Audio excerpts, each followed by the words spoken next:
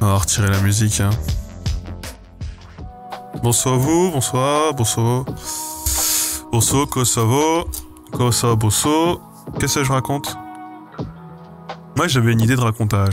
Là, je voulais parler de l'histoire d'un chien que j'ai connu. C'est une histoire qui finit bien, mais c'est pas gagné à la base. Alors, je sais pas si vous êtes au courant, mais dans ma région, aux alentours de 15 août, et ça, j'en reparlerai, il y a beaucoup de gitans qui viennent faire les mariages du côté de Smoutier pour la Sainte-Marie. Donc voilà, il y a des gitans partout. Et moi, mon parrain qui habitait chez mes grands-parents, ouais, il traficotait un peu. Il faisait de la mamaille. Je sais pas si vous connaissez ce mot-là, la mamaille. Bon, des affaires un peu bizarres avec des gens du coin comme ça un peu chelous. Trafiquer 2-3 trucs.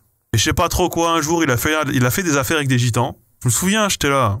J'étais là en plus, parce que moi, mon parrain, il me dit « Ah, si tu veux, je t'emmène, voilà. » Il y a le gitan, il arrive avec genre un express blanc dégueulasse et tout. Et il fait à mon oncle, je sais pas trop ce qu'ils avaient trafiqué ensemble, là.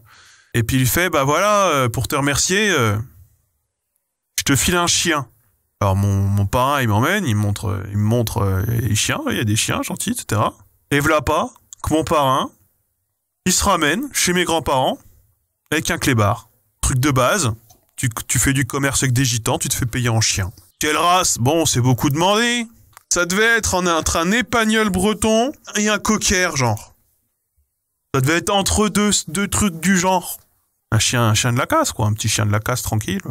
Mes grands-parents, ils avaient un chien quand ils étaient petits. Et une fois, le chien s'était mis à gerber du sang. Ma grand-mère, elle avait dit « Non, ça, pour les petits-enfants, c'est pas bon. » Elle avait dit à mon grand-père, Jean-Pierre, « le Jean-Pierre, tu l'emmènes au vétérinaire. On l'a fait piquer parce que là, elle est trop vieille, elle gerbe du sang. Pour les enfants, c'est pas bien. » Donc moi, le chien, un jour, il avait disparu. Il n'y avait plus le chien. Alors j'étais un peu triste. Et là, il y avait un nouveau chien. Mes grands-parents, ça les faisait chier. Déjà que c'était faire filer un chat par mon père. Bon, globalement, le chien, il avait son panier dans le coin de la maison, il daubait un peu du cul, il allait pisser et chier dans le jardin, c'était une femelle, je me souviens. Il avait déjà été nommé, il s'appelait Océane, ce qui fait que pour moi, toute meuf qui s'appelle Océane aujourd'hui, désolé de vous le dire, vous avez un prénom de clébard.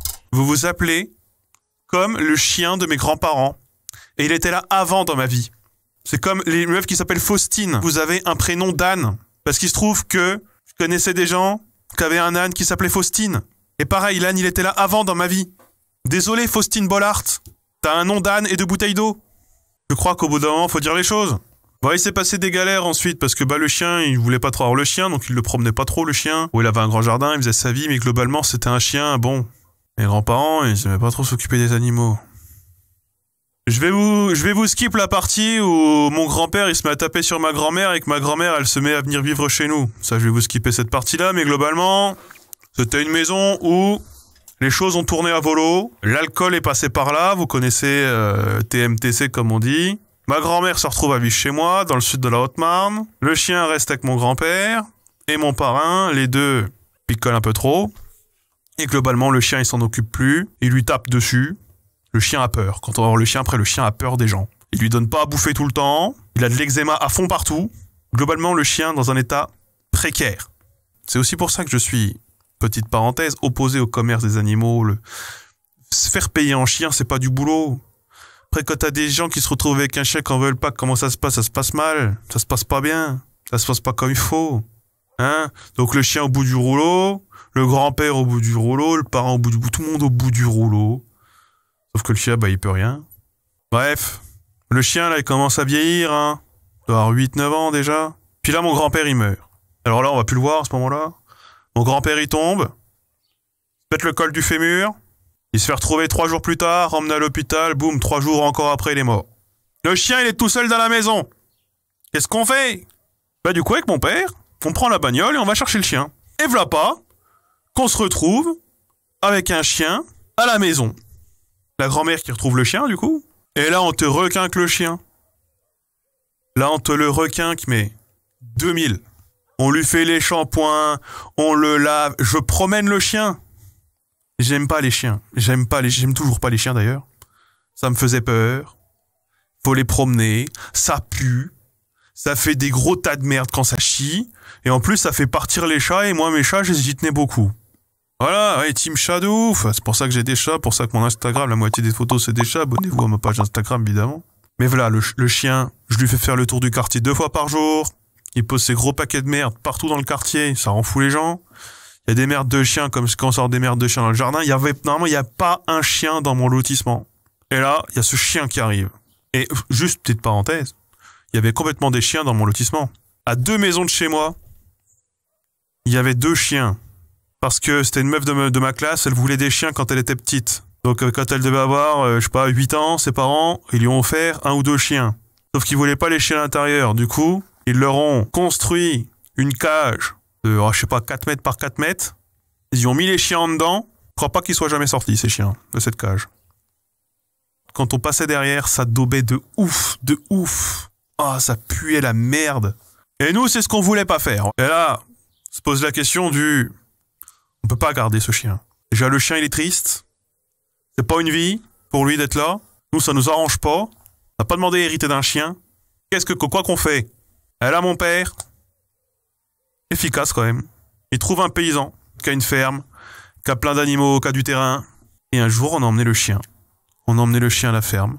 Et il était content. Il était content parce qu'il avait quelqu'un qui aimait bien les chiens. Il avait un environnement qui était plutôt chien compatible.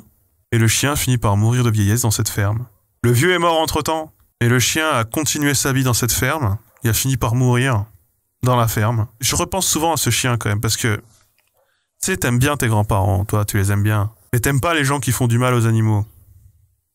Quand tes grands-parents, ils traitent mal les animaux domestiques, ou pas comme toi tu voudrais qu'ils soient traités, c'est dur à assumer. C'est dur. On se le dise. Mais ouais, c'est un chien qui a eu plein de maisons. Franchement, il a dû naître dans une caravane. Il s'est retrouvé dans une ferme dans le sud de la Haute-Marne, là. Mais je suis content, ouais, non, je suis content. Vraiment, je repense souvent à ça. Si je voulais vous raconter ça, c'est aussi parce que des fois, les histoires de campagne, c'est des histoires de tout le monde. Des gens qui se récupèrent des animaux quand on veulent pas et qui s'en occupent pas, il y en a plein. Des gens qui tapent sur leurs animaux, il y en a plein aussi. Des gens qui les abandonnent, j'en parle même pas. Au moins, ils l'ont pas abandonné. Mais ça, c'est plutôt... Ça qui est quand même plutôt cool. Ils l'ont jamais abandonné. Mais bon, voir le chien content, même si c'est sur la fin de sa vie, c'est après en avoir galéré et tout, moi, j'étais refait un peu. Moi, j'étais content. Il a glow up, ouais. Du coup, s'il faut retenir une chose, je pense, faut refuser de se faire payer en chien. Je pense que c'est un peu le b.a.-ba des choses. Refusez de vous faire payer en chien. C'est pas une monnaie.